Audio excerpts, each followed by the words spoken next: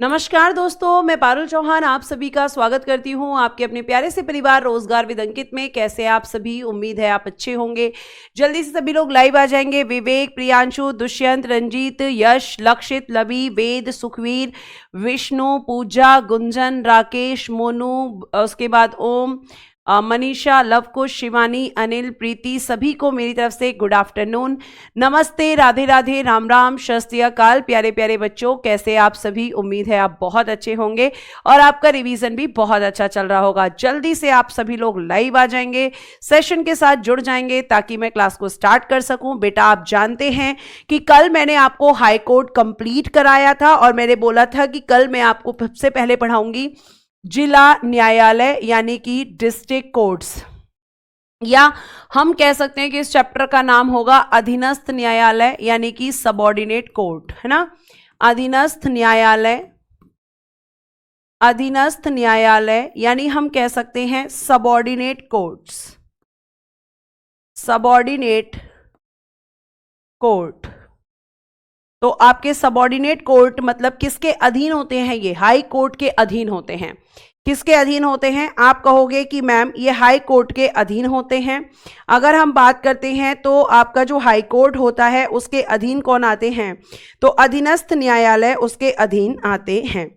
अधीनस्थ न्यायालय की प्यारे बच्चे अगर हम बात करते हैं तो ये कॉन्स्टिट्यूशन के पार्ट या हम कह सकते हैं कि भाग 6 में हमें देखने के लिए मिलते हैं और आर्टिकल 233 से लेकर आर्टिकल 237 तक हमारे सबऑर्डिनेट कोर्ट्स के बारे में बात की गई है, अधीनस्थ न्यायालयों के बारे में बात की गई है। बेटा, आपका सबसे ऊपर सुप्रीम कोर्ट आता है, देन उसका आपका हाई कोर्ट आता है और हाई कोर्ट के जस्ट नीचे आपके सबऑर्डिनेट कोर्ट्स होते हैं जिन्हें आप कहते हैं अधीनस्थ न्यायालय, और ये हाई कोर्ट के अधीन काम करते हैं। ये बात आपको बहुत अच्छे से ध्यान रखनी है, ठीक है। अगर मैं आपसे आगे बात करती हूं बेटा, तो अधीनस्थ न्यायालय अब हम यहां पर देखने वाले हैं। अगर देखेंगे यहां पर सबऑर्डिनेट कोर्ट्स के बारे में, अधीनस्थ न्यायालय के बारे में, तो बेटा जी सबसे पहले आप ध्यान रखेंगे कि ये अधीनस्थ न्यायालय क्या होता है? जिला स्तर का, ठीक है, जिला स्तर, ठीक है, यानी हम कह सकते हैं डिस्ट्रिक्ट लेवल पर जो आपके कोर्ट होते हैं, डिस्ट्रिक्ट लेवल, जिला स्तर का न्यायालय होता है। जिला स्तर का न्यायालय यानी कि आप कह सकते हो कि आपका डिस्ट्रिक्ट लेवल पर जो कोर्ट होता है, ठीक है, उसी को हम कहते हैं जिला न्यायालय। तो ये आपका डिस्ट्रिक्ट लेवल पर होते हैं आपके सबऑर्डिनेट कोर्ट। आपका हर डिस्ट्रिक्ट में आपको ज्यादातर एक कोर्ट देखने के लिए मिल जाता है। तो अधीनस्थ न्यायालय कैसा न्यायालय होते हैं? जिला स्तर के न्यायालय ये होते हैं, ठीक है, ध्यान रखिएगा। उसके बाद बेटा जी ये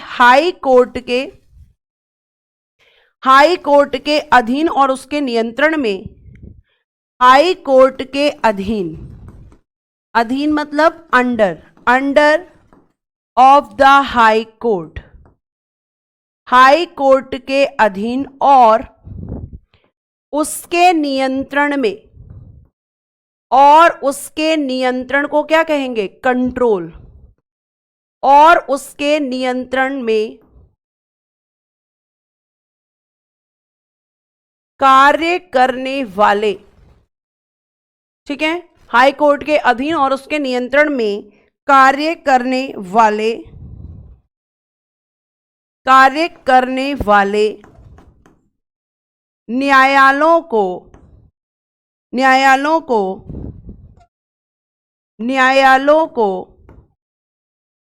न्यायालयों यानी कि कोर्ट्स, न्यायालयों को अधीनस्थ न्यायालय या न्यायालयों को संविधान में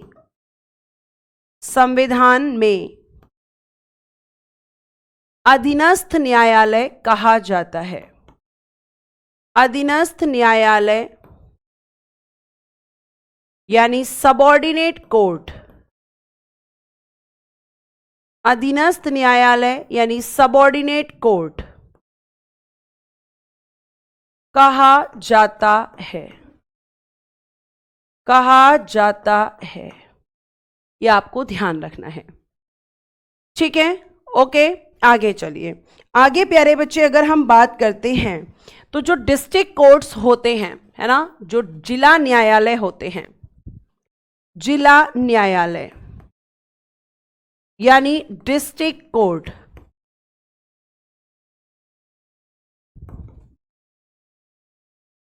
डिस्ट्रिक्ट कोर्ट, इनका किया जाता है 3 भागों में वर्गीकरण। क्लासिफिकेशन इन 3 पार्ट्स, क्लासिफिकेशन इन 3 पार्ट्स, 3 भागों में वर्गीकरण किया जाता है। क्लासिफिकेशन इन 3 पार्ट्स, 3 भागों में वर्गीकरण। जैसे अगर हम बात करते हैं तो पहला लिखिएगा दीवानी न्यायालय, इंग्लिश में भी अभी लिखूंगी दीवानी न्यायालय। दूसरा लिखिएगा फौजदारी, फौजदारी न्यायालय। और तीसरा लिखिएगा आप राजस्व न्यायालय, राजस्व न्यायालय लिखिएगा। सिविल कोर्ट, क्रिमिनल कोर्ट और बेटा जी रिवेन्यू कोर्ट, रिवेन्यू कोर्ट। ये 3 तरह के आपके डिस्ट्रिक्ट कोर्ट्स होते हैं। जी सुरजीत, मैराथन लगा दूंगी।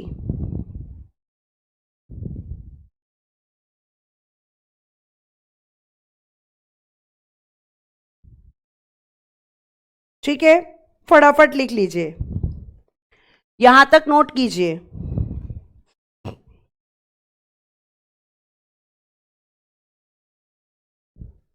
क्लियर है? तो ये 3 तरह के आपको ध्यान रखने हैं। 3 होते हैं बेटा जी। रिवेन्यू कोर्ट्स भी इसी में आते हैं मिथिलेश, ठीक है, ये आपको ध्यान रखना है। आज स्टैटिक जीके की क्लास नहीं है, आई डोंट नो, मुझे नहीं पता है आज है या नहीं है, देखना पड़ेगा, ठीक है। उसके बाद बेटा अगर हम बात करते हैं तो नेक्स्ट हम देखेंगे आर्टिकल 233, और इसमें क्या दिया गया है, जिला न्यायाधीशों की नियुक्ति, जिला न्यायाधीशों की नियुक्ति, अपॉइंटमेंट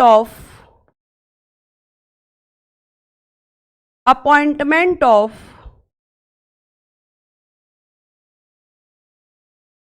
डिस्ट्रिक्ट जजेस, डिस्ट्रिक्ट जजेस, अपॉइंटमेंट ऑफ डिस्ट्रिक्ट जजेस। क्या लिखा है, जिला न्यायाधीशों की नियुक्ति, अपॉइंटमेंट ऑफ डिस्ट्रिक्ट जजेस। अच्छा, 4 बजे कर दी है, ओके, ठीक है। District court appointment of appointment of district जजेस, न्याय आपके जिला न्यायाधीशों की नियुक्ति। ध्यान रखना, सबसे पहले नियुक्ति कौन करता है, बाय द गवर्नर। क्या लिखेंगे, राज्यपाल द्वारा, राज्यपाल द्वारा, but after advice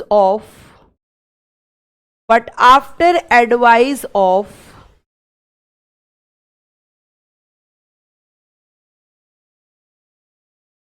high court, राज्यपाल द्वारा, लेकिन उस राज्य के उच्च न्यायालय से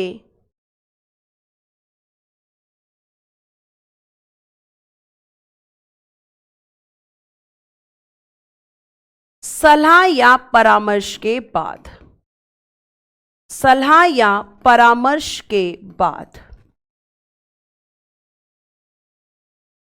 तो after advice of high court. जिस हाई कोर्ट के अंडर वो डिस्ट्रिक्ट कोर्ट आता है, उस हाई कोर्ट से आपको क्या करना होगा, गवर्नर को कंसल्ट करना होगा, ये आपको ध्यान रखना है। और उसके बाद ही यहां पर अपॉइंटमेंट गवर्नर के द्वारा की जाती है। टोटल हाई कोर्ट कितने हैं, कल बताया था मैंने मानसी, 25 हाई कोर्ट्स हैं। ये मैंने कल भी बताया था, परसों भी बताया था। अब आप मुझे ये बताइए कि क्या आपको मेरी आवाज प्रॉपर आ रही है? बताइए जल्दी से, क्या आपको मेरी आवाज प्रॉपर आ रही है? यस या नो, जल्दी से एक बार कमेंट बॉक्स में लिखें।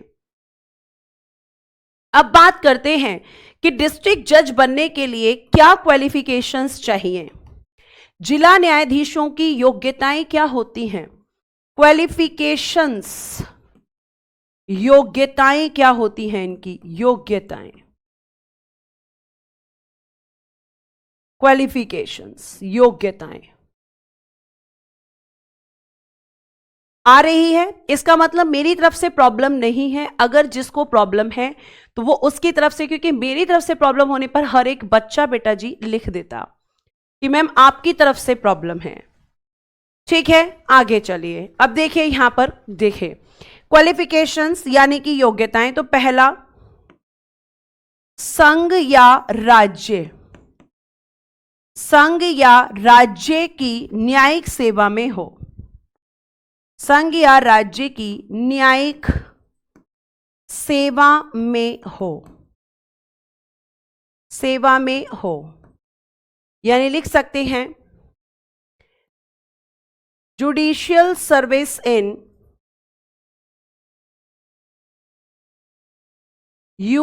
Judicial service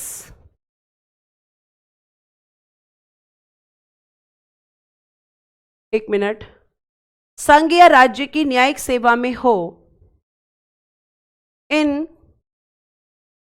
service of judicial, in judicial service of, sorry, in judicial service of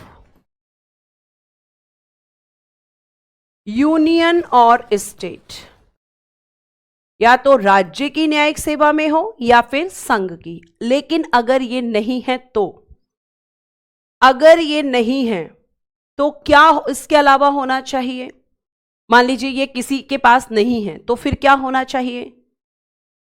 तो आप कहेंगे कि मैम यहां पर अगर हम बात करते हैं, अगर ये नहीं है तो कम से कम, कम से कम यानी कि मिनिमम, कम से कम 7 वर्षों का, 7 वर्षों का अधिवक्ता का अनुभव, अधिवक्ता का अनुभव लिखिएगा। Experience of advocate, experience of advocate of 7 years, of 7 years, 7 वर्षों का अधिवक्ता का अनुभव होना चाहिए कम से कम। एडवोकेट के रूप में उसने काम किया हो, इन दोनों में से कोई एक क्वालिफिकेशन की डिमांड बेटा जी की जाती है, यह बात आप ध्यान रखेंगे।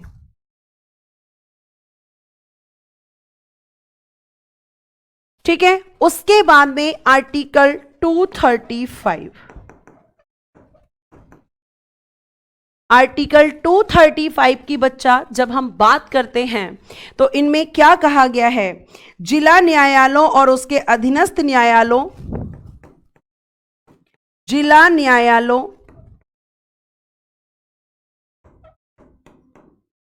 और उसके अधीनस्थ न्यायालयों और उसके अधीनस्थ न्यायालयों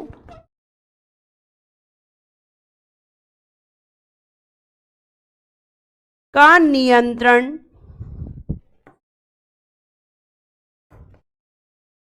कंट्रोल का नियंत्रण, जिला न्यायालयों और उसके अधीनस्थ न्यायालयों का नियंत्रण उच्च न्यायालय में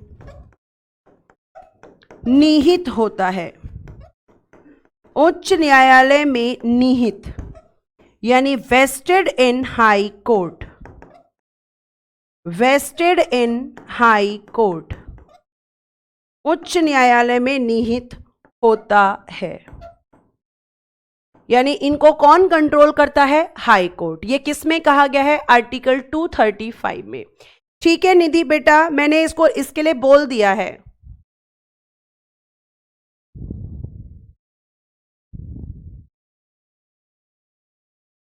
नेक्स्ट लिखिएगा। इसके बाद अगर डिस्ट्रिक्ट कोर्ट कोई भी गलत काम करते हैं तो जिला न्यायालयों यानी डिस्ट्रिक्ट कोर्ट्स जिला न्यायालयों के विरुद्ध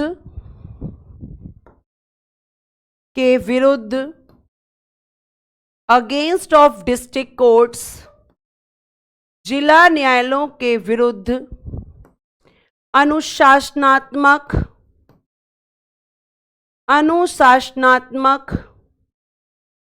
कार्यवाही, अनुशासनात्मक कार्यवाही यानी डिसिप्लिनरी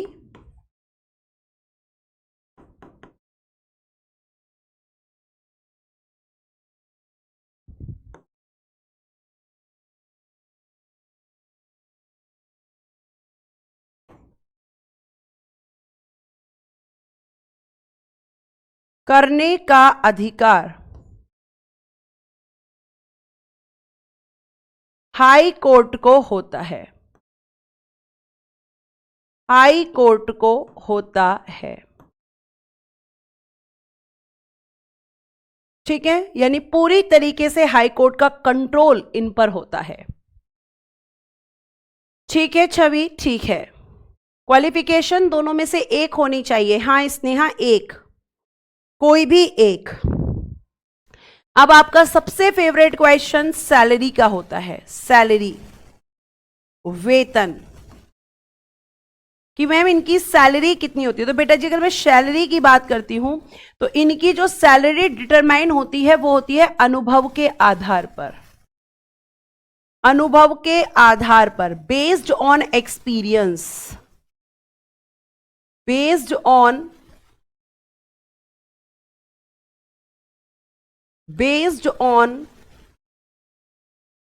एक्सपीरियंस, अनुभव के आधार पर, बेस्ड ऑन एक्सपीरियंस किसकी होती है? आप कहेंगे सैलरी, तो मैम इन जजेस की। और अगर हम बात करते हैं कि शुरुआत कितने से होती है, स्टार्टिंग सैलरी इनकी कितनी होती है, तो बेटा जी स्टार्टिंग जो होती है वो होती है 56,100 रुपए। ठीक है, इतने से होती है। तो हम कह सकते हैं कि लिखिएगा। और फिर क्या होता है? काम के हिसाब से, काम के हिसाब से बढ़कर लाखों तक पहुंच जाती है, लाखों तक पहुंच जाती है। तो डिपेंड ऑन वर्क इनकी सैलरी होती है। एक्सपीरियंस देखा जाता है, वर्क देखा जाता है, उसके बाद हम कह सकते हैं कि यहां पर इनकी सैलरी फिक्स होती है। स्नेहा, लॉयर्स का इलेक्शन नहीं होता है बेटा, स्नेहा लॉयर्स का इलेक्शन नहीं होता है। और अगर हम बात करें कि जैसे दिल्ली में आपके जो डिस्ट्रिक्ट कोर्ट्स होते हैं, तो दिल्ली की अगर हम बात करते हैं तो यहाँ पे सैलरी जो होती है मैं आपको बताऊंगी अप्रोक्सीमेटली, मतलब लगभग बताऊंगी कि कितनी होती है। तो कहा जाता है कि 77,840 रुपए से शुरुआत होती है। ठीक है, और 1,36,520 रुपए प्रति माह तक होती है। 520 रुपए प्रति माह यानी पर मंथ इनकी सैलरी होती है। तो इतनी इनकी सैलरी बच्चा हो सकती है। इतना ही आपको डिस्ट्रिक्ट कोर्ट के बारे में जानना है। ठीक है, इतना ही आपको डिस्ट्रिक्ट कोर्ट के बारे में जानना है। इससे ज्यादा ना क्वेश्चन आपका पूछा जाएगा और ना ही आपका इससे ज्यादा क्वेश्चन आएगा यहां से। ठीक है, आज मैं लास्ट में आपको ये भी बता दूंगी, जैसे बहुत सारे बच्चे कह रहे हैं और एक स्पेशल डिमांड आई है एक्ट को लेकर कि प्लीज हमें एक्ट भी पढ़ा देना, तो मैं एक्ट भी आपको पढ़ा दूंगी। आप जो मुझसे कहेंगे वो मैं आपके लिए करूंगी। अमित बेटा डेली एक ही क्वेश्चन पूछते हो आप लोग कि कंप्लीट होने के बाद क्वेश्चंस करवाओगी? बिल्कुल करवाऊंगी। ठीक है, अब एक बार देखेंगे तो ये क्या हो गया, ये चैप्टर मैम हमारा यहां पर फिनिश होता है और अगले चैप्टर की तरफ हमें बढ़ना है, जो कि हमारा आज का टॉपिक लिखा हुआ है, भारत का नियंत्रक एवं महालेखा परीक्षक। भारत का नियंत्रक एवं महालेखा परीक्षक, यह आपकी स्माइली। ठीक है, चलो आगे आप टॉपिक का नाम लिखेंगे, भारत का नियंत्रक एवं महालेखा परीक्षक। महालेखा परीक्षक लिखिएगा, कंप्ट्रोलर एंड ऑडिटर जनरल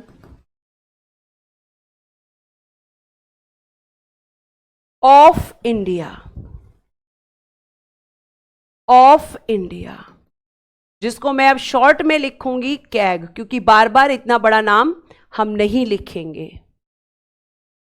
तो और अगर हम बात करते हैं तो ये कॉन्स्टिट्यूशन के पार्ट, या हम कह सकते हैं कि भाग 5 में है, और ये केवल एक होता है पूरे भारत का।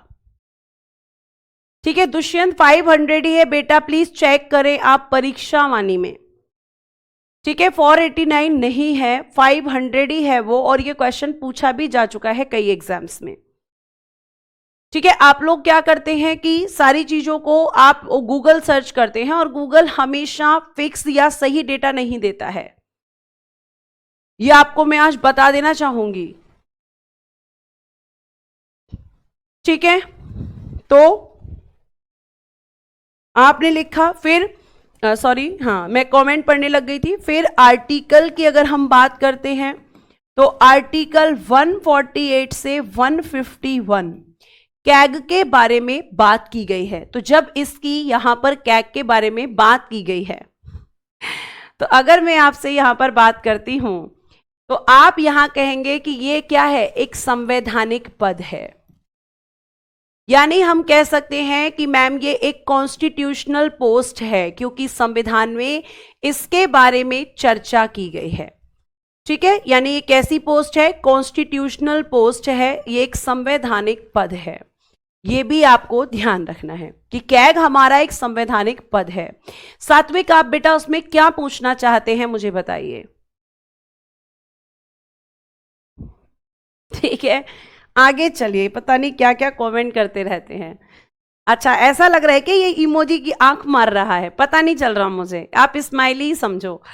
ठीक है, आगे चलिए।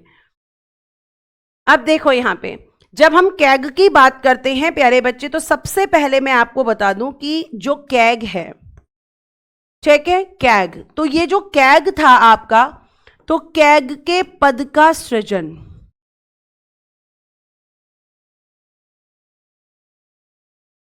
क्रिएट ऑफ द पोस्ट,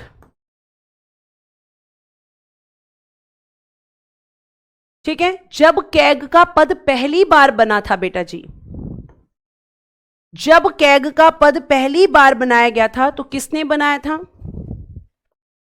तो कैनिंग के समय पर किया गया था। कैनिंग के समय पर, कैनिंग उस समय पर भारत में गवर्नर जनरल हुआ करता था, और उस समय पर प्यारे बच्चे हम कह सकते हैं कि कैनिंग के समय पर आपका जो कैग है उसकी पोस्ट को क्रिएट किया गया था। ठीक है, इसकी क्या किया गया था, इसकी पोस्ट को जो है आप कह सकते हो कि कैनिंग द्वारा यहां पर क्रिएट किया गया था। और जो कैग है, पहले इसका नाम पहले इसका नाम केवल कि क्या था, महालेखाकार, महालेखाकार यानी ऑडिटर जनरल, ऑडिटर जनरल, महालेखाकार था, ऑडिटर जनरल इसका नाम रखा गया था। यह बात आपको बहुत अच्छे से ध्यान में रखनी है, ठीक है। अब ये जो कैग का जब पद सृजन हुआ तो कैग के कार्यालय की स्थापना, कैग के कार्यालय की स्थापना, इस्टेब्लिशमेंट ऑफ ऑफिस, तो वो कब किया गया था, 1858 में, 1858 में। बेटा कैग आपका केंद्र और राज्य का अलग अलग नहीं होता है, बल्कि एक ही होता है पूरे भारत में, और यह केंद्र और राज्य दोनों के लिए काम करता है,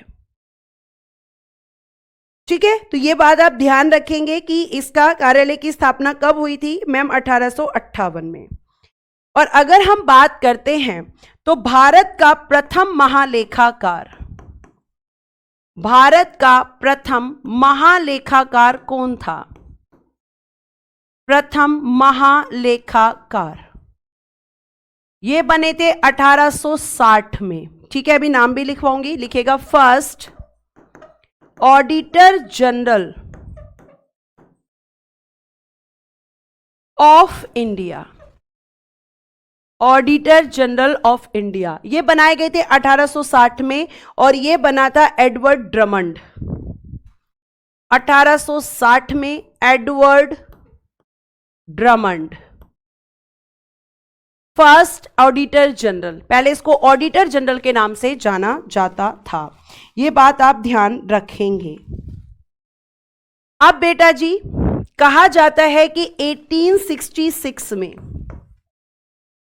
1866 में महालेखाकार से, महालेखाकार यानी कि ऑडिटर जनरल, कहा जाता है, डेट याद रखिएगा, 1866 में महालेखाकार से नियंत्रक एवं महालेखा परीक्षक बना, महालेखाकार से नियंत्रक एवं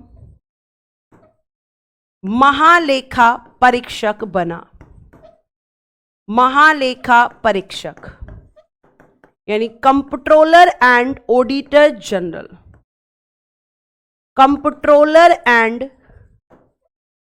ऑडिटर जनरल, ऑडिटर जनरल, ठीक है। महालेखाकार से नियंत्रक एवं महालेखा परीक्षक बना, कब बना, तो मैम ये बना 1866 में महालेखा परीक्षक बना। फिर उसके बाद में प्यारे बच्चे 1884 में इसको नाम दिया गया जो आज आप जानते हो भारत का नियंत्रक एवं महालेखा परीक्षक, महालेखा परीक्षक। तो ये इसकी पूरी हिस्ट्री थी, और शॉर्ट में हम क्या लिखेंगे, CAG, comptroller and auditor general of India, ये आप ध्यान रखेंगे, ठीक है। तो इसके नाम के बारे में आपने देखा कि पहले महालेखाकार, फिर बना नियंत्रक एवं महालेखा परीक्षक, फिर बना भारत का नियंत्रक एवं महालेखा परीक्षक। अब एक क्वेश्चन और पूछा जा सकता है कि आप ये बताइए कि स्वतंत्र भारत का, स्वतंत्र Bharat,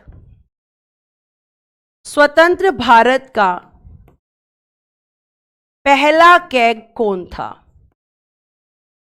first CAG of India, first CAG of independent India,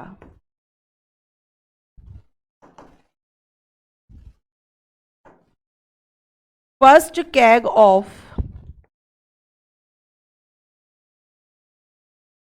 first CAG of independent, independent of India, तो वो बना बेटा जी आपके, वो बने थे वी नरहरि राव, वी नरहरि राव। ये आपके इंडिपेंडेंट इंडिया के फर्स्ट कैग थे।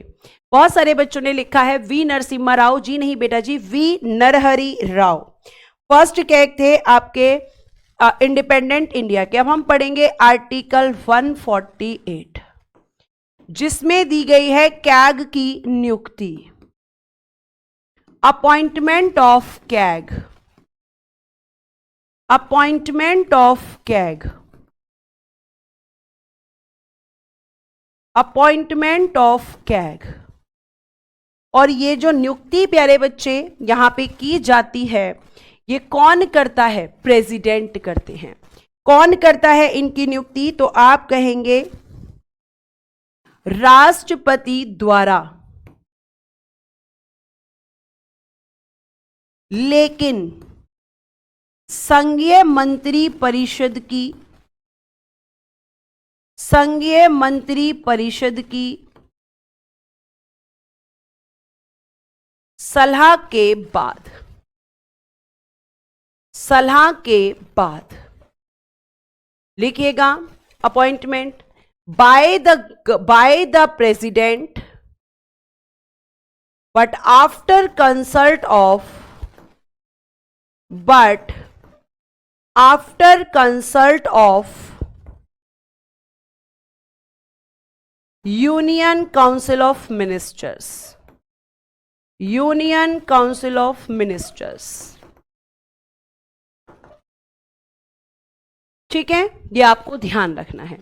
तो आप ये चीजें बहुत अच्छे से ध्यान रखना है कि भाई आपके जो कैग हैं उसकी नियुक्ति कौन करते हैं? प्रेसिडेंट। लेकिन मैं आपको ऑलरेडी बता चुकी हूं कि प्रेसिडेंट अपनी मर्जी से कोई भी काम नहीं करते हैं।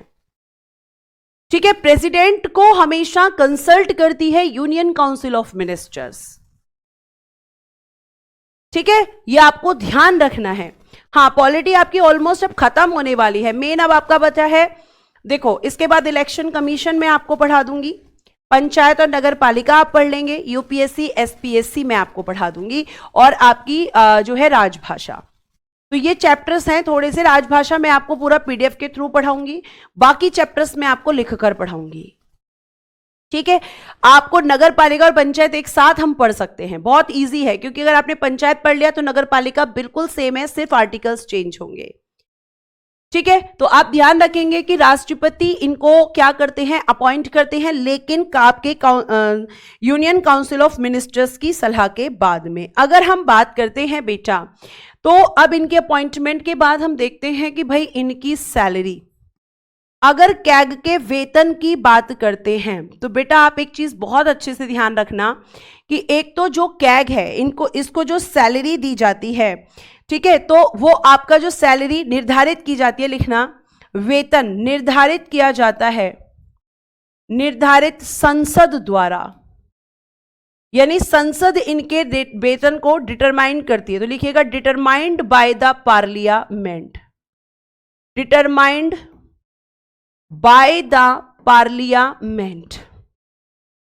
संसद इनके वेतन को निर्धारित करती है कि इनको कितना वेतन दिया जाएगा। उसके अलावा इनकी जो सैलरी दी जाती है वो भारत की संचित निधि से दी जाती है, भारत की संचित निधि से, है ना। तो salary pay from consolidated fund of India, salary pay from consolidated fund of India, fund of India, यहां से इनको सैलरी पे की जाती है आपकी भारत की संचित निधि से। अब बात आएगी कि सैलरी कितनी होती है, तो जो आपके सुप्रीम कोर्ट के जजेस की सैलरी होती है वही सैलरी इनको भी दी जाती है। तो जजेस ऑफ सुप्रीम कोर्ट की सैलरी कितनी है, जल्दी से बताइए। जजेस ऑफ सुप्रीम कोर्ट की सैलरी कितनी है ये आपको बतानी है, ठीक है। तो किसके बराबर सैलरी होती है, लिखना इनका वेतन, इनका वेतन सुप्रीम कोर्ट के जजेस के बराबर होता है। जजेस यानी न्यायाधीशों, न्यायाधीशों, जजेस के बराबर होता है।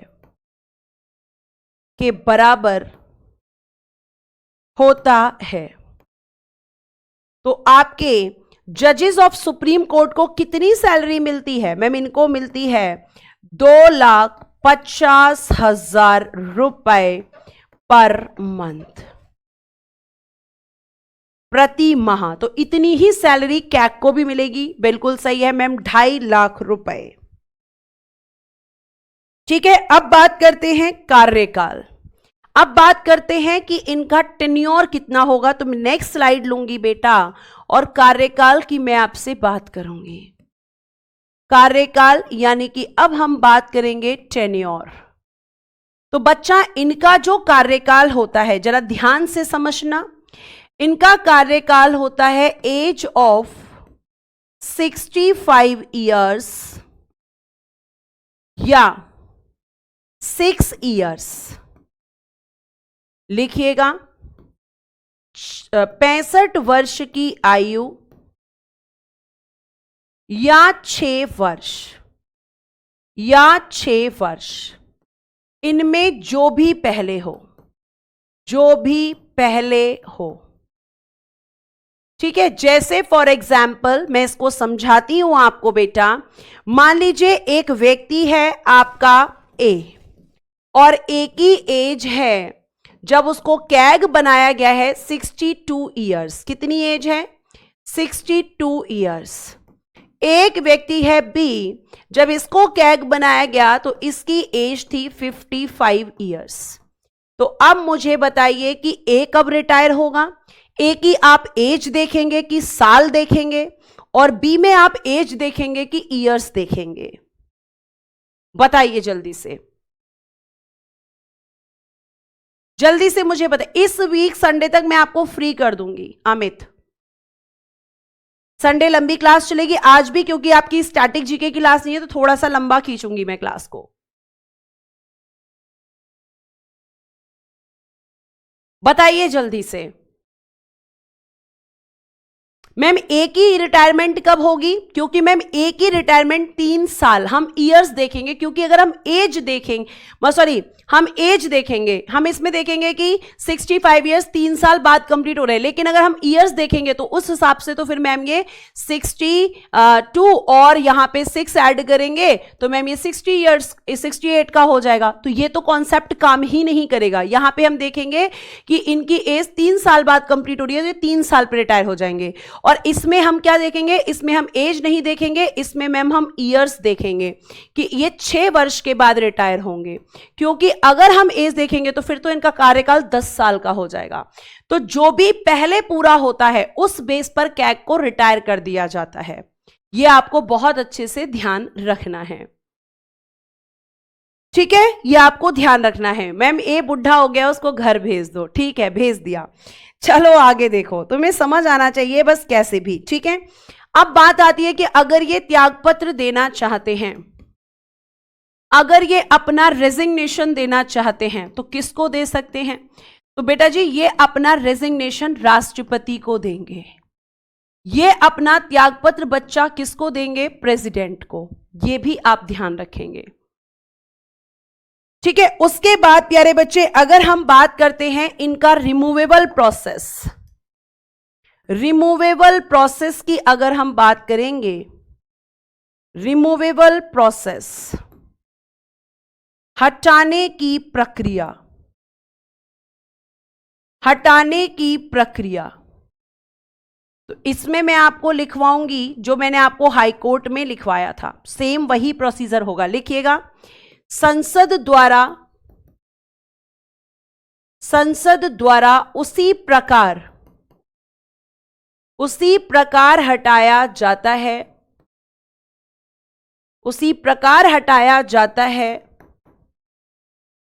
जिस प्रकार सुप्रीम कोर्ट के जजेस को हटाया जाता है। सुप्रीम कोर्ट के जजेस को हटाया जाता है। सेम प्रोसीजर रहेगा बेटा, सेम ग्राउंड्स रहेंगे, कुछ भी चेंज नहीं होगा। सेम मेजॉरिटी, सेम आपका पूरा का पूरा एज इट इज यहां पर नोट कर देना, एज इट इज नोट कर देना। पूरा का पूरा। तो उच्चतम न्यायालय के द्वारा संसद द्वारा हटाया जाता है सुप्रीम कोर्ट के जजेस की तरह। यह बात आपको ध्यान में रखनी है। अब बात करते हैं कि जो कैग होता है, कैग की जब हम बात कर रहे हैं तो इसका कार्य क्या होता है, कार्यकाल क्या होता है। ठीक है, तो प्यारे बच्चों, अगर मैं आपसे बात करती हूं यहां पर आगे, तो अब हम देखेंगे कि मैम इसका कार्य क्या होता है, इसके फंक्शंस क्या होते हैं। कार्य, अब ये मत पूछना किसके, भाई कैग पढ़ रहे हैं तो कैग के कार्य, फंक्शन।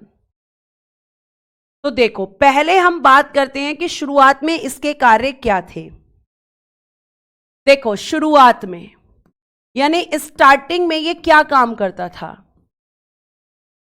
तो देखो, ये आपका स्टार्टिंग में लेखांकन का काम करते थे और बेटा जी लेखा परीक्षा का भी काम करते थे। अभी इंग्लिश में भी लिखवाऊंगी। मतलब मैम ये अकाउंटिंग भी करते थे और ये ऑडिटिंग का भी काम करते थे। इन दोनों का मतलब क्या होता है मैम, ऑडिटिंग। अकाउंटिंग का मतलब होता है कि जो सरकार खर्चे करती है, सरकार ने जैसे मान लीजिए फॉर एग्जांपल किसी स्कीम के लिए 1000 करोड़ रुपए लिए, तो वो 1000 करोड़ रुपए कहां कहां पर और किस तरीके से खर्च हुए हैं, और वो 1000 करोड़ रुपए आपके उसी स्कीम के लिए खर्च हुए हैं या नहीं हुए हैं, या बीच में कोई करप्शन हुआ है। अगर कैग चाहे तो पूरा का पूरा करप्शन, पूरा का पूरा भ्रष्टाचार जो सरकार करती है उसको सामने ला सकता है, लेकिन कैग नहीं लाएगा। क्यों नहीं लाएगा? क्योंकि कैग की अपॉइंटमेंट खुद गवर्नमेंट के रिकमेंडेशन से हो रही है, खुद सरकार की सलाह से हो रही है। तो कैग यहां पे ला सकता है पूरा करप्शन सामने, लेकिन अब क्यों? क्योंकि यहां पे पहले ये लिखता था कि सरकार कितना खर्चा कर रही है, कहां पर कर रही है, पूरी अकाउंटिंग होती थी। और उसके बाद जब अकाउंटिंग होती थी तो वो अकाउंटिंग ठीक है गलत है वो कौन करता था, उसको कहते हैं ऑडिटिंग। यानी की गई अकाउंटिंग को चेक करना ही क्या होता है, ऑडिटिंग करना होता है। अब यहां पे लोगों ने उठाया ऑब्जेक्शन। लोगों ने कहा भैया ये तो वो वाली बात हो गई कि पेपर भी आपने खुद बना लिया है ना, पेपर बनाकर आपने पेपर को चेक भी खुद कर लिया, अब अपने में तो कोई गलती निकालेगा नहीं। ऐसे ही कैग का हाल है कि वही अकाउंटिंग भी कर रहा है और वही चेक भी कर रहा है कि वो सही है या गलत है, तो वो क्यों खुद को गलत बताएगा। तो जब लोगों ने ऑब्जेक्शन किया कि दोनों काम नहीं होने चाहिए, तो आपको ध्यान रखना है कि जब यहां लोगों ने ऑब्जेक्शन किया तो बेटा इसका जो कार्य है, ठीक है, इसके कार्य कहां पर दिए गए हैं, एक मिनट, आर्टिकल 149 में है। आर्टिकल 149 ये ध्यान रखिएगा। तो क्या हुआ जब ऑब्जेक्शन हुआ, तो 1976 में इसके कार्यों में परिवर्तन हुआ। इसके कार्यों में परिवर्तन यानी चेंजेस कर दिए गए और कहा गया कि भाई कैग का जो काम होगा, कैग का जो कार्य होगा, कैग का कार्य केवल और केवल होगा ऑडिटिंग का। ऑडिटिंग करेगा कैग यानी लेखा परीक्षा। ये अब अकाउंटिंग नहीं करेगा। और कहा गया कि अकाउंटिंग का जो कार्य है, अकाउंटिंग का कार्य वो कौन करेगा, फंक्शन ऑफ अकाउंटिंग, अकाउंटिंग का काम कौन करेगा, यानी लेखांकन का काम कौन करेगा, तो वो करेगा CGA, controller general of accounts. Controller general of accounts कहा कि इसका काम करेगा सीजे, यानी अकाउंट्स अब कोई और व्यक्ति बनाएगा और उस अकाउंट्स को चेक करने का काम कौन करेगा, वो करेगा मैम यहां पर आपका कैग, यानी ऑडिटिंग कैग करेगा और आपका ऑडिटिंग अकाउंटिंग वो सीजे करेगा, कंट्रोलर जनरल ऑफ अकाउंट्स। अब एक ही व्यक्ति नहीं करेगा, अब अलग अलग व्यक्ति करेंगे।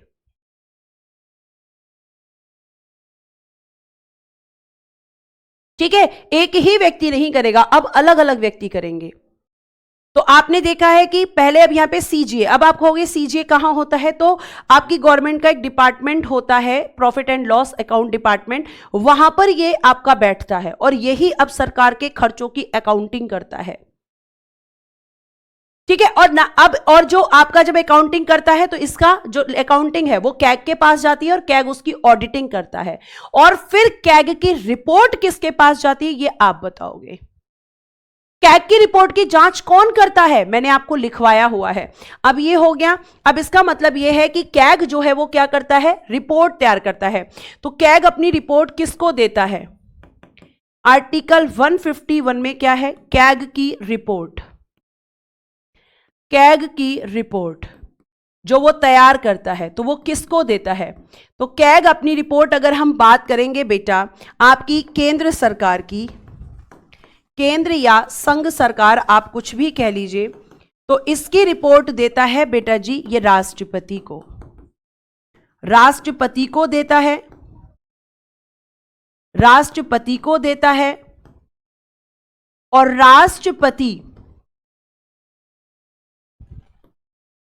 राष्ट्रपति इसकी रिपोर्ट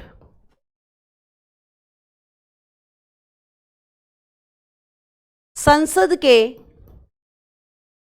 समक्ष रखवाते हैं। समक्ष मतलब front of parliament, front of parliament, संसद के समक्ष रखवाते हैं, रखवाते हैं, और संसद इसकी रिपोर्ट लोक लेखा समिति को देती है। किसी ने भी आंसर नहीं किया है। और संसद इसकी रिपोर्ट लोक लेखा समिति को देती है, लोक लेखा समिति। पब्लिक अकाउंट कमेटी बताया था मैंने, मतलब रिवीजन नहीं चल रहा है, पब्लिक अकाउंट कमेटी या लोक लेखा समिति को देती है। ये मैंने बेटा आपको बहुत अच्छे से बताया था, और यह भी बताया था कि इसीलिए आपकी लोक लेखा समिति का फ्रेंड एंड गाइड कैग होता है, क्योंकि अगर उसको रिपोर्ट में कोई भी दिक्कत होगी तो वो किससे डिस्कस करेगा, लोक लेखा समिति डिस्कस करेगी कैग से, क्योंकि कैग की ही रिपोर्ट की वो इन्वेस्टिगेशन करती है, जांच करती है। मैंने आपको बताया था ना कि समितियां संसद के काम को कम करने के लिए बनाई गई हैं। ठीक है, उसके बाद अगर हम बात करते हैं राज्य सरकार, स्टेट गवर्नमेंट की जो रिपोर्ट होती है वो किसको देती है, किसको देता है, राज्यपाल को देता है। और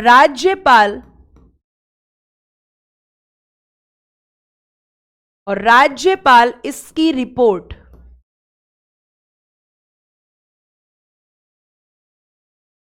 विधानमंडल के समक्ष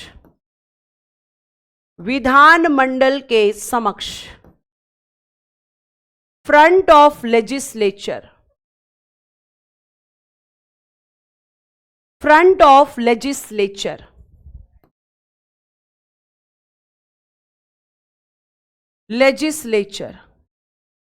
विधानमंडल के समक्ष रखवाता है।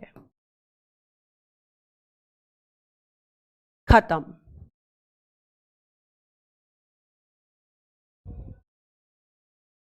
ठीक है, अब बात करते हैं कैग पर प्रतिबंध क्या होता है। और प्रतिबंध आपको पता है कब लगते हैं, आफ्टर रिटायरमेंट। कैग पर प्रतिबंध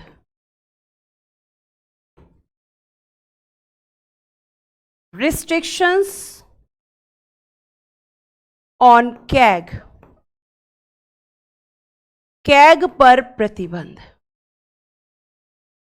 अगर हम कैग पर प्रतिबंध की बात करते हैं, रिस्ट्रिक्शंस ऑन कैग की बात करते हैं, तो इसको कहा जाता है कि भैया सेवानिवृत्ति के पश्चात, लिख लेना यहां पे, पहले मैं लिख देती हूं, सेवानिवृत्ति के पश्चात लगता है, सेवानिवृत्ति के पश्चात। यानी आफ्टर रिटायरमेंट, आफ्टर रिटायरमेंट। क्या लगता है, लिखिएगा। संघ या राज्य सरकार,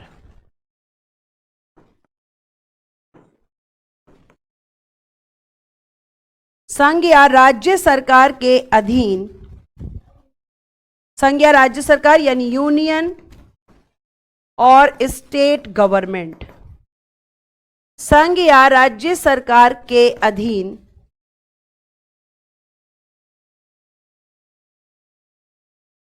लाभ का कोई पद धारण नहीं करेगा। Do not hold, do not hold office of the profit, office of the profit under the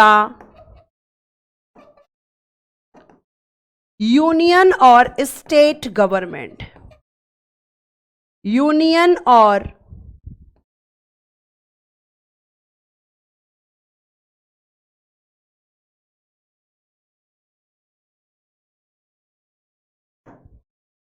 union और स्टेट गवर्नमेंट। हिंदी और इंग्लिश दोनों में मैंने लिख दिया है।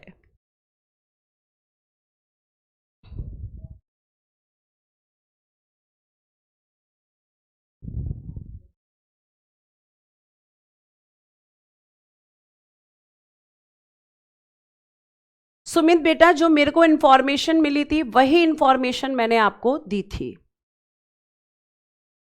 लाभ का कोई अच्छा पद, ठीक है। ये चैप्टर भी आपका होता है फिनिश, खत्म होता है ये चैप्टर आपका आज।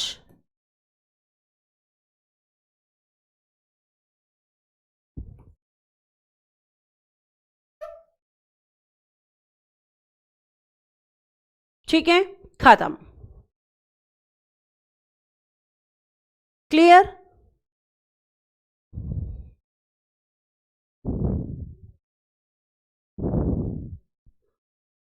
अब लिखिएगा भारत का निर्वाचन आयोग,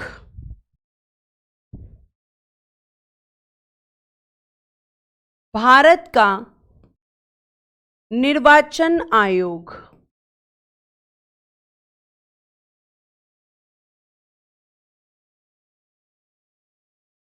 इलेक्शन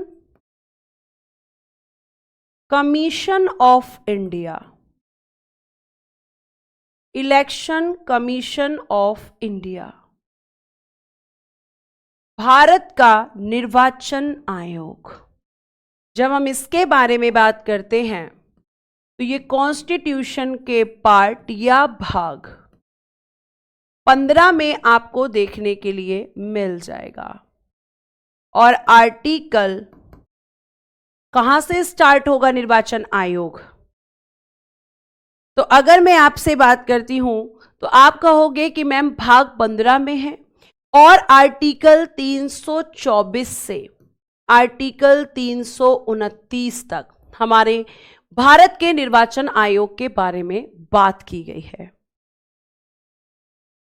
ठीक है, इतनी चीज आपको ध्यान रखनी है। अगर मैं आगे आपसे बात करती हूं प्यारे बच्चे, सेवानिवृत्ति का मतलब गौरव बेटा मैंने लिखा हुआ है इंग्लिश में भी रिटायरमेंट, यानी जब आपकी पोस्ट से आप रिटायर हो जाते हैं उसको कहते हैं सेवानिवृत्ति। ठीक है, अब आप एक चीज और ध्यान रखेंगे कि जो आपका इलेक्शन कमीशन ऑफ इंडिया है, अगर मैं इसके बारे में बात करती हूं तो आप ध्यान रखेंगे कि इलेक्शन कमीशन ऑफ इंडिया सबसे पहले तो ध्यान रखेंगे कि ये एक संवैधानिक संस्था है, यानी ये एक कॉन्स्टिट्यूशनल बॉडी है, क्योंकि संविधान में इसके बारे में चर्चा की गई है।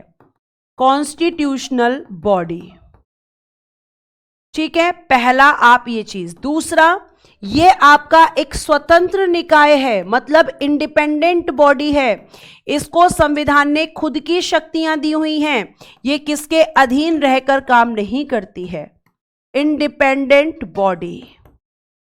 तो आप कहेंगे कि मैम इसके खुद के रूल्स रेगुलेशंस हैं, इसकी खुद की पावर इसको संविधान ने दी है, तो मैम ये एक इंडिपेंडेंट बॉडी होती है। और अगर हम बात करते हैं तो आप ध्यान रखना कि यहां पर हम ये कह सकते हैं कि ये किसी के भी अधीन नहीं होती है। और अगर हम बात करते हैं निर्वाचन आयोग की स्थापना की, तो बेटा इसकी स्थापना जो हुई थी वो कब हुई थी, तो मैम 25 जनवरी 1950 को इसकी स्थापना हुई थी। और जिस दिन इसकी स्थापना हुई 25 जनवरी को, 25 जैन को, इस दिन बेटा जी हम मतदाता दिवस सेलिब्रेट करते हैं। मतदाता दिवस हम इसी दिन सेलिब्रेट करते हैं। इंग्लिश में इसको कहेंगे वोटर्स डे। जिस दिन इसकी स्थापना हुई उसी दिन को हम मतदाता दिवस के रूप में मनाते हैं। और मैं ये ऑलरेडी आपको बता चुकी हूं कि मतदाता कौन होते हैं, ये बता चुकी हूं। दूसरा प्यारे बच्चे, अगर मैं आपसे ये भी बताऊं कि आप यहां पे देखेंगे कि जो आपका यहां पे मतदान की आयु है उसको मैंने आपको बताया 61 कॉन्स्टिट्यूशन अमेंडमेंट 1989 के द्वारा 21 वर्ष से घटाकर 18 वर्ष कर दिया था। और आपको मैं ये भी बता चुकी हूं कि आर्टिकल 326 अगर हम आपसे बात करते हैं तो उसमें कहा गया है कि आपके जो देश की जनता है, जो आपके भारत के नागरिक हैं, वो आपके लोकसभा और विधानसभा के इलेक्शन में वोटिंग कर सकते हैं। अकॉर्डिंग टू आर्टिकल 326 उनको यह अधिकार दिया गया है। मतदान का अधिकार एक राजनीतिक, एक पॉलिटिकल राइट होता है। ये सारी चीजें मैं आपको ऑलरेडी लिखवा चुकी हूं, ये सब मैं आपको संसद में लिखवा चुकी हूं, ठीक है। ये आपको ध्यान में रखना है, ये सारी चीजें आपको ध्यान में रखनी है। अब यहां पे आपको जो सबसे पहले चीज पढ़नी है वो क्या पढ़नी है, आपको सबसे पहले पढ़ना है आर्टिकल 324, जिसमें क्या दिया गया है, निर्वाचन आयोग का गठन। निर्वाचन आयोग का गठन, निर्वाचन आयोग का गठन, composition of election commission, composition of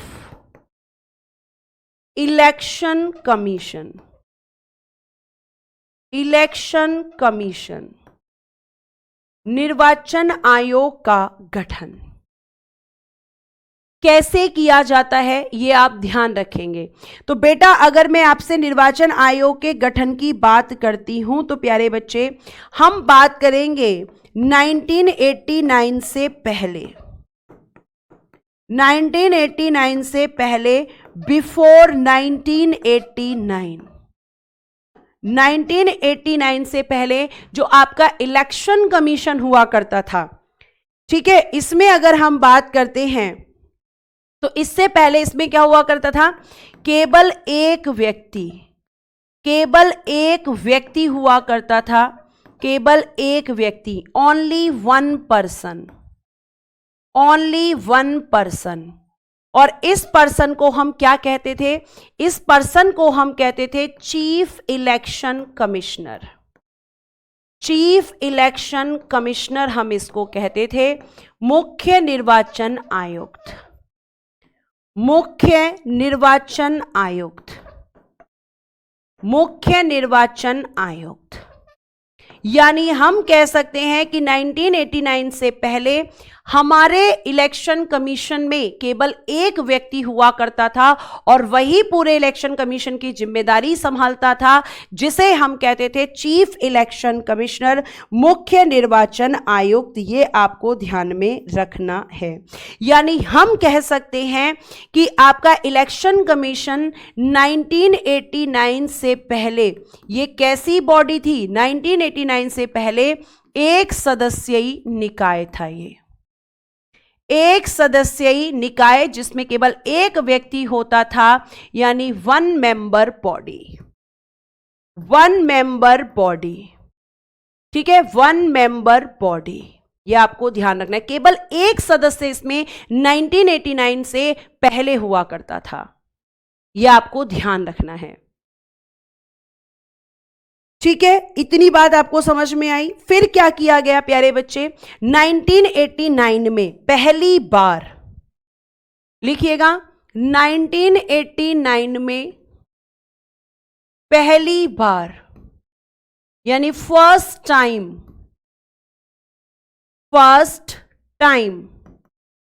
पहली बार 3 सदस्यीय निकाय बना।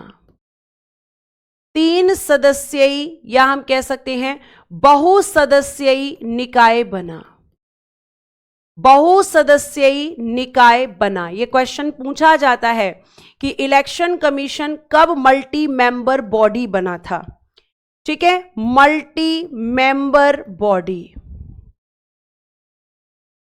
मल्टी मेंबर बॉडी कब बना, 1989 में। उससे पहले तो मैम केवल इसमें एक मेंबर हुआ करता था, और मल्टी मेंबर बॉडी बना तो इसमें एक आपका हुआ chief election commissioner, chief election commissioner, मुख्य निर्वाचन आयुक्त, और 2 अदर, लिखिएगा 2 अदर इलेक्शन कमिश्नर, लिखिएगा एक हो गए मुख्य निर्वाचन आयुक्त,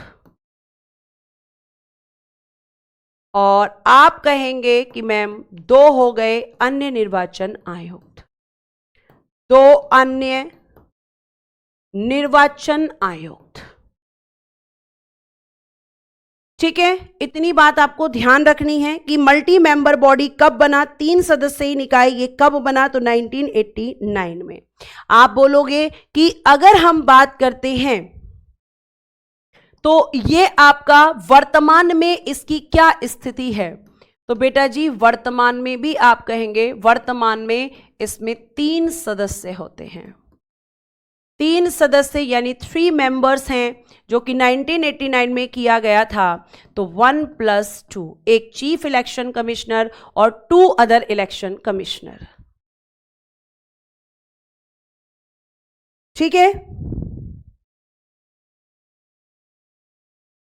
अब ये जो आपके 3 इसमें मेंबर होते हैं, जिनमें एक चीफ इलेक्शन कमिश्नर और 2 अदर इलेक्शन कमिश्नर, इनकी नियुक्ति कौन करता है, इनकी अपॉइंटमेंट कौन करता है, अपॉइंटमेंट, तो इनकी नियुक्ति होती है बाय द प्रेसिडेंट,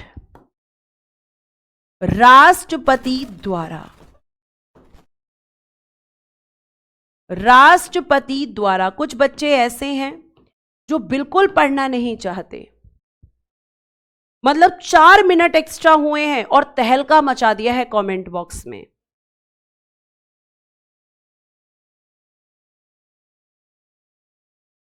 तहलका मतलब आपको अगर फ्री में कर दूंगी तो उसके बाद ये क्लास आपको नहीं करनी पड़ेगी, और आपके साथ मैं भी तो मेहनत कर रही हूं, मैं भी तो खड़ी हूं, मैं भी तो लगातार बोल रही हूं। आप तो बैठकर क्लास लेने का ऑप्शन है, मेरे पास वो भी नहीं है। बेटा थोड़ा सा तो करना पड़ेगा, और अगर आपके पास नहीं है टाइम आप बाद में देख लेना।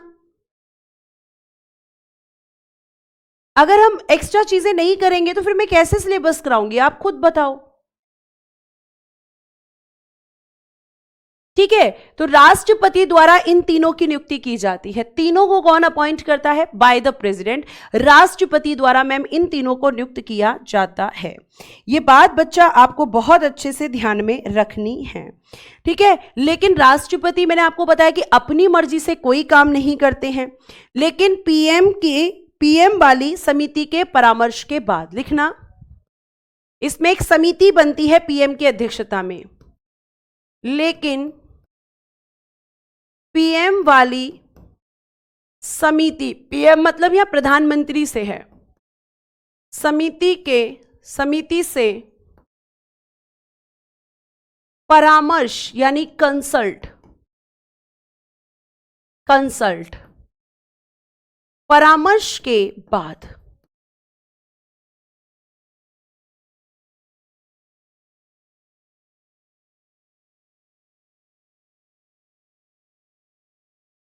ठीक है, आगे देखिए, तो इनकी अपॉइंटमेंट होगी, यहां पर भी कंसल्ट लेना पड़ेगा। तो आपने देखा अपॉइंटमेंट यानी कि नियुक्ति। उसके बाद बेटा जी हम बात करेंगे कार्यकाल, टेन्योर। और जब हम टेन्योर की बात करेंगे तो टेन्योर को 2 पार्ट्स में, एक तो मुख्य निर्वाचन आयुक्त का, मुख्य निर्वाचन आयुक्त का कितना होता है, यानी चीफ इलेक्शन कमिश्नर, शॉर्ट में लिखूंगी बेटा मैं अब, चीफ इलेक्शन कमिश्नर, इनका होता है 6 इयर्स या 65 वर्ष की आयु। इसमें जो भी पहले होगा सेम एज कैग। ठीक है, नेक्स्ट अन्य निर्वाचन आयुक्त, अदर इलेक्शन कमिश्नर, इनका लिखिएगा ईयर्स सेम होगा लेकिन एज होगा 62 इयर्स। तो अदर का कितना होता है एज 62, लेकिन ईयर्स दोनों का सेम रहता है। परामर्श का मतलब होता है सलाह लेना गौरव, किसी की सलाह से काम करना, किसी के कंसल्ट से काम करना बेटा।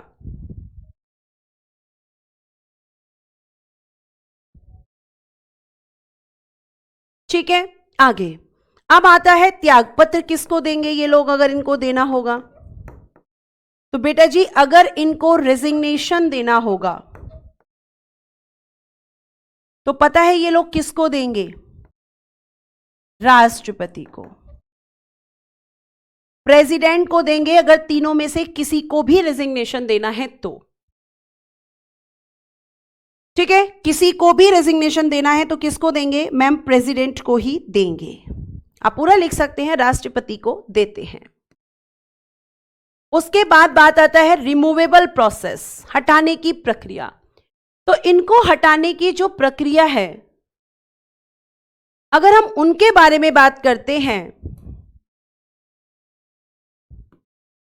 तो बेटा जी अलग अलग होगी रिमूवेबल प्रोसेस,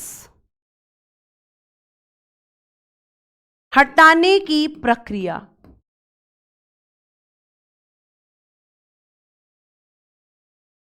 देखो सबसे पहले मैं आपको बताऊंगी मुख्य निर्वाचन आयुक्त को कैसे हटाते हैं। मुख्य निर्वाचन आयुक्त, chief election commissioner, chief election commissioner संसद द्वारा बाय द पार्लियामेंट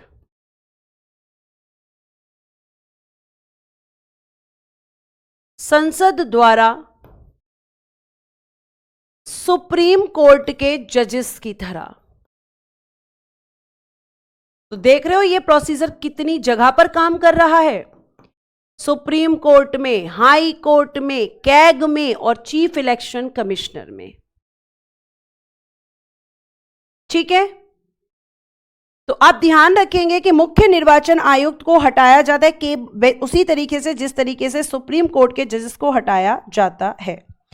ठीक है, अब हम बात करते हैं कि जो अन्य निर्वाचन आयुक्त हैं, अन्य निर्वाचन आयुक्त, अदर इलेक्शन कमिश्नर, लिखिएगा इनको हटाया जाता है राष्ट्रपति द्वारा,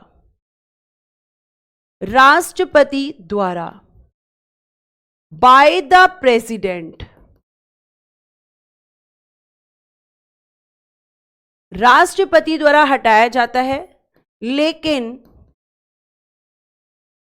मुख्य निर्वाचन आयुक्त, लेकिन मुख्य निर्वाचन आयुक्त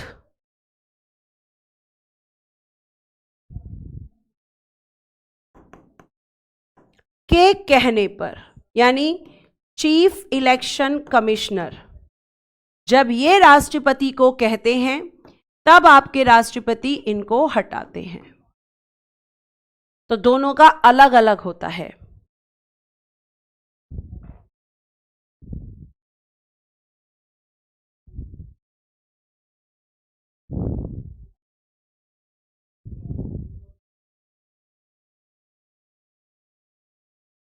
ठीक है। अब हम बात करेंगे कि जो निर्वाचन आयोग होता है इसके कार्य क्या होते हैं, यानी फंक्शन। तो सबसे पहला कार्य तो होता है निर्वाचनों का संचालन,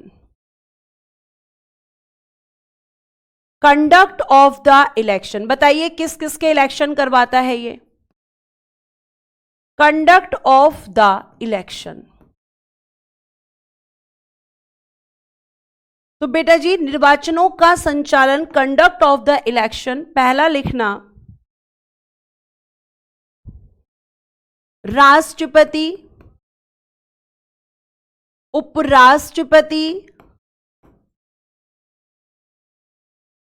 लोकसभा, राज्यसभा,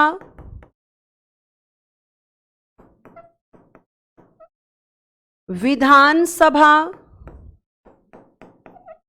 विधानसभा, इंग्लिश में भी लिख रही हूं बेटा, बस थोड़ा सा पेशेंस रखेंगे, और Vidhan Parishad, Vidhan Parishad, president, vice president, ये सारे इलेक्शन कमीशन ऑफ इंडिया करवाता है। लोकसभा, राज्यसभा, लेजिस्लेटिव असेंबली,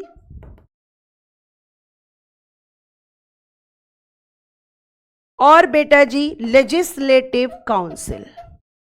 अब आप नोट डालकर एक लाइन लिखेंगे जो बहुत ही इंपॉर्टेंट है। नोट, नगर पालिका और पंचायत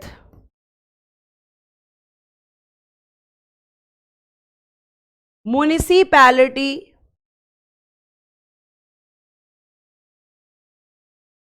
एंड पंचायत्स,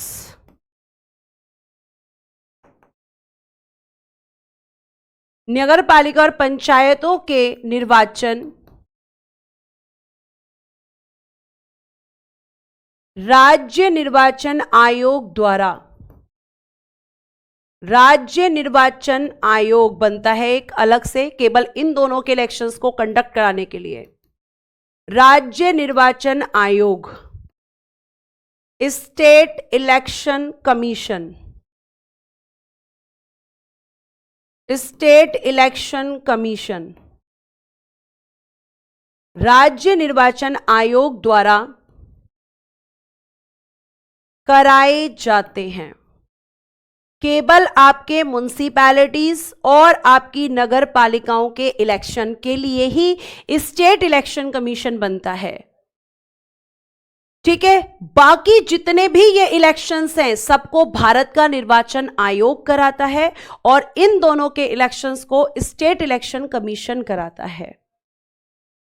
ठीक है, तो कार्य अगर हम बात करते हैं तो पहला कार्य है इसका निर्वाचनों का संचालन करना। दूसरा काम क्या होता है? ये तो पहला काम हो गया। दूसरा काम होता है मतदाता सूची तैयार करना। मतदाता सूची तैयार करना, प्रिपेयर्ड द इलेक्टोरल लिस्ट,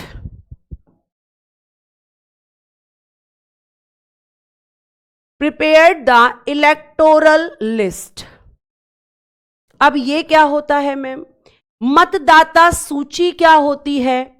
देखो, आपने देखा होगा बेटा कि जब इलेक्शंस होने वाले होते हैं तो आपके घर पे कुछ लोग आते हैं और वो पूछते हैं कि आपके घर में कितने लोग हैं, भाई कितने साल के हैं, किसी का वोटर आईडी कार्ड तो नहीं बनना है। यानी आपको जब आप 18 साल के हो जाते हैं आप क्या करते हैं कि मैम जब हम 18 साल के हो जाते हैं तो इलेक्शन से पहले एक लिस्ट बनाई जाती है, और अगर हम 18 साल के हो चुके हैं तो उस लिस्ट में हमारा नाम मेंशन कर दिया जाता है, जितने भी लोग 18 वर्ष के होते हैं। और ये कब किया जाता है? ये सर्वे किया जाता है इलेक्शन से पहले। उसी को जब आपका नाम वोटर आईडी लिस्ट में आ जाता है, उसी को हम कहते हैं इलेक्टोरल लिस्ट, यानी मतदाताओं के नाम को उसमें शामिल करना। ठीक है, तो हम क्या कह सकते हैं? मतदाता सूची तैयार करना किसका काम होता है? इलेक्शन कमीशन का काम होता है। ठीक है, उसके बाद में बेटा जी नेक्स्ट लिखिएगा, राजनीतिक दलों को मान्यता देना। जो पॉलिटिकल पार्टीज होती हैं, राजनीतिक दलों को मान्यता देना कि कौन सी पार्टी नेशनल लेवल की होगी और कौन सी पार्टी आपकी क्षेत्रीय दल की होगी, यानी कि रिकॉग्नाइज लिखना।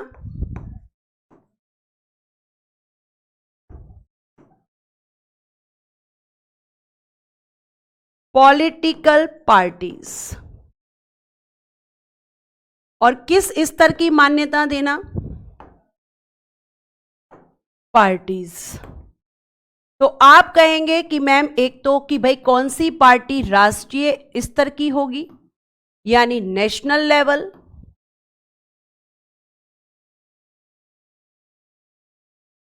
और कौन सी आपकी क्षेत्रीय स्तर की होगी, यानी रीजनल लेवल। तो ये कौन बताता है? इलेक्शन कमीशन ही इस चीज को वेरीफाई करता है, वही इसको मान्यता देता है। ठीक है, राजनीतिक दलों को चुनाव चिन्ह प्रदान करना। आपने चुनाव चिन्ह किसे कहते हैं बताओ? कौन से चुनाव चिन्हों की बात कर रही हूं मैं? राजनीतिक दलों को चुनाव चिन्ह या चुनाव चिन्हों का आवंटन, अलॉटमेंट ऑफ, लिखना, allotment of election symbol of political parties. जैसे बेटा आपने देखा है कि बीजेपी का क्या है? लोटस। कांग्रेस का क्या है? हैंड।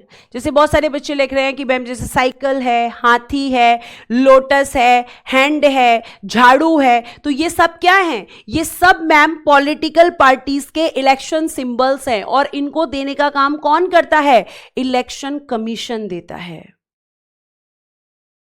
इलेक्शन कमीशन बताता है कि किसका कौन सा, यहां पर हम कहेंगे कि आपका चिन्ह, जो चुनाव चिन्ह होगा वो किस पार्टी का कौन सा होगा। अब बात करते हैं नेक्स्ट, पांचवा, लिखना, निष्पक्ष निर्वाचन करवाना, निष्पक्ष निर्वाचनों का संचालन।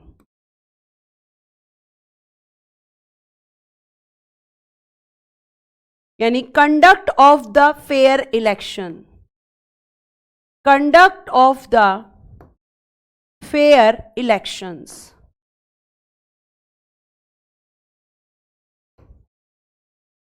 भ्रष्टाचार, भ्रष्टाचार यानी करप्शन, भ्रष्टाचार होने पर निर्वाचनों को रद्द करना, निर्वाचनों को रद्द करना। कैंसल्ड द इलेक्शन,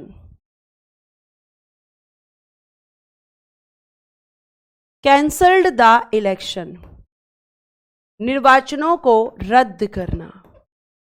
यह भी इसका काम होता है कि अगर किसी इलेक्शन में करप्शन हुआ है तो उस इलेक्शन को यह कैंसिल करेगा और फिर दोबारा से इलेक्शन करवाएगा। ठीक है, यह आपको ध्यान रखना है।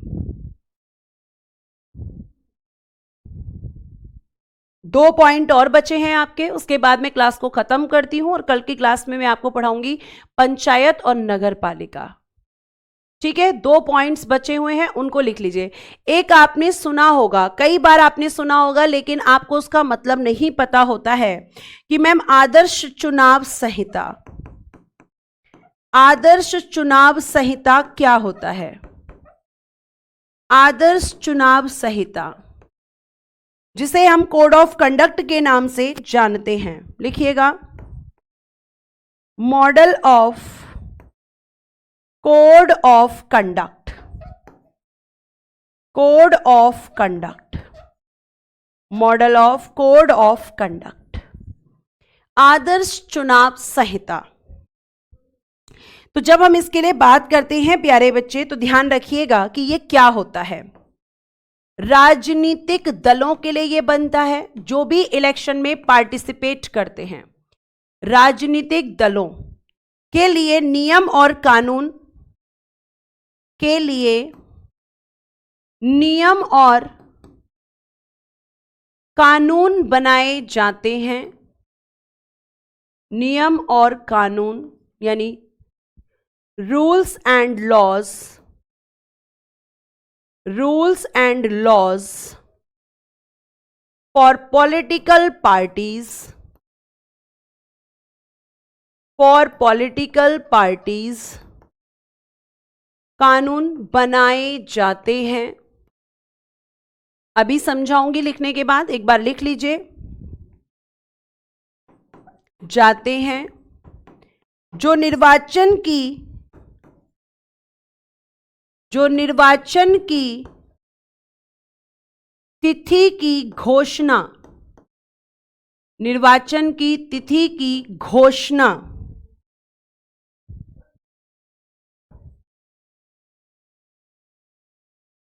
के दिन से निर्वाचन के परिणाम आने तक, निर्वाचन के परिणाम, परिणाम मतलब result of election, result of election, निर्वाचन के परिणाम तक लागू रहते हैं। लागू मतलब एग्जीक्यूट,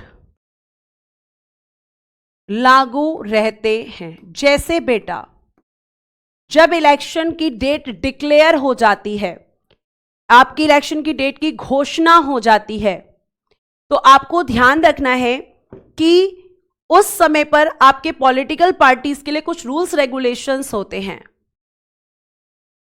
तो आप कहेंगे कि मैम जब रूल्स रेगुलेशंस होते हैं तो वो क्या रूल्स रेगुलेशन होते हैं? पहला रूल रेगुलेशन होता है कि आपकी पॉलिटिकल पार्टी कोई भी ऐसी अनाउंसमेंट नहीं करेंगी, कोई भी ऐसी घोषणा नहीं करेंगी जो मतदाताओं के मत को प्रभावित करे, मतलब वोटर्स के वोट को इफेक्ट करे, मतलब एक तरीके से लालच देने वाली घोषणाएं नहीं करनी होती हैं।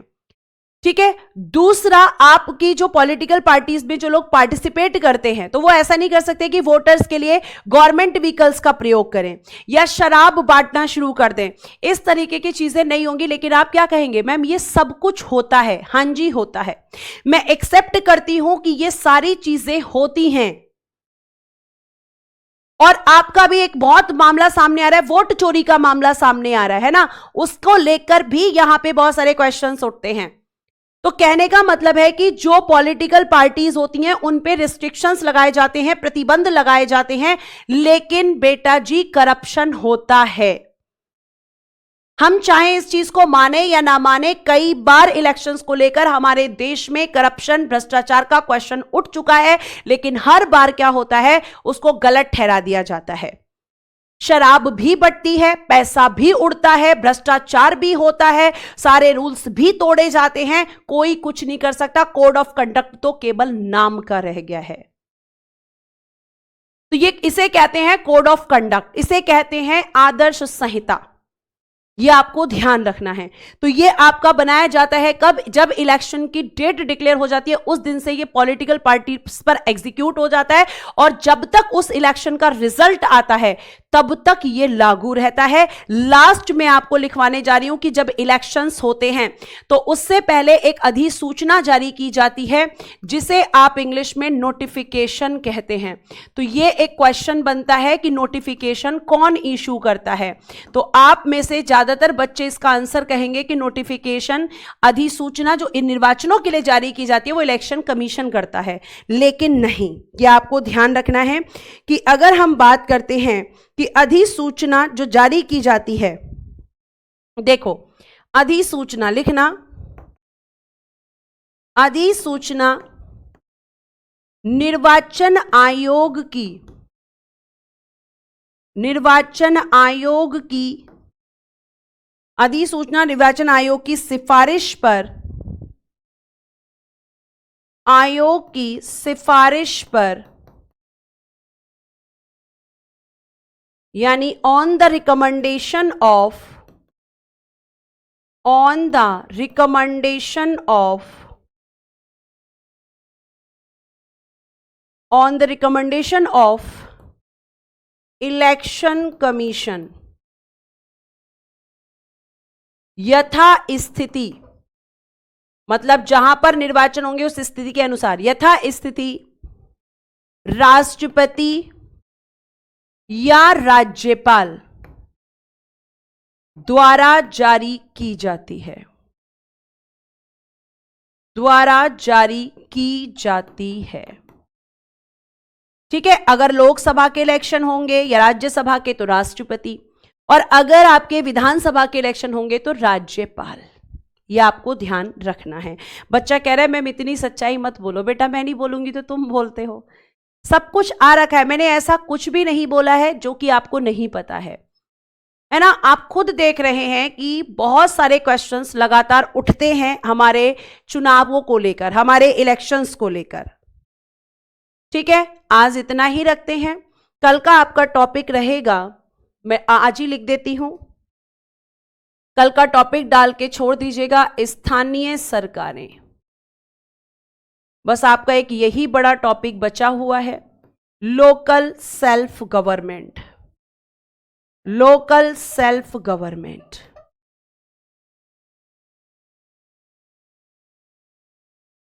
यह आपका टॉपिक रहने वाला है। ठीक है बेटा, तो आज हम इतना ही रखते हैं। जितना आपके एग्जाम के लिए ज़रूरी है उतना आपको बता रही हूं मैं। थैंक यू सो मच अपना आधा घंटा मुझे देने के लिए। आज के लिए आपका बहुत बहुत धन्यवाद। Bye bye, take care and good day everyone. जय हिंद, जय भारत। हंसते रहें, मुस्कुराते रहें और हमेशा खुश रहें।